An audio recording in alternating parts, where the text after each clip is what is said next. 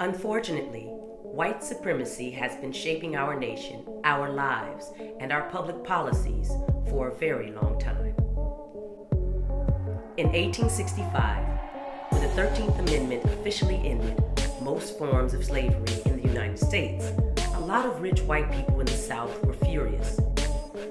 In addition to preserving their unearned power in every sense, they wanted to still be able to profit off free black labor.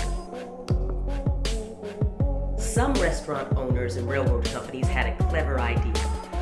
They say that tipping, the new rage over in Europe, would actually replace wages for black servers and train porters.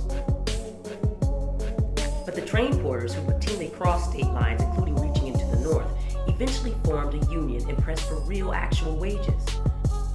But in the case of black restaurant workers, tips as a replacement for wages became the norm. In 1938, when the first minimum wage law was enacted at the federal level, corporate restaurant chains lobbied for an exemption, making a sub-minimum wage for tipped workers the law of the land. In fact, in that first minimum wage bill, the sub-minimum wage for tipped workers was actually $0. And the increasingly powerful corporate restaurant lobby, the National Restaurant Association, fostered decades of poverty and segregation in the restaurant industry.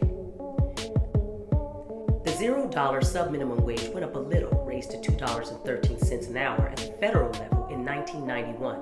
But the sub-minimum wage for tipped workers hasn't gone up a single penny in the almost 3 decades since. In fact, since the federal minimum wage has increased to $7.25, that means the sub-minimum wage is 1/3 the minimum wage.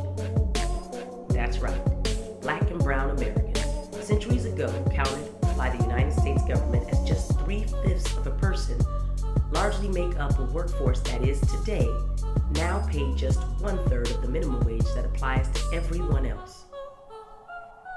The sub-minimum wage is a direct legacy of slavery, and it's time to end it once and for all. Tipped workers are among those hit hardest by the economic crisis. They need our help. We need to raise the federal minimum wage for all Americans by also abolishing the sub-minimum wage once and for all. Call your member of Congress. Tell them you won't settle for any sub-minimum compromise.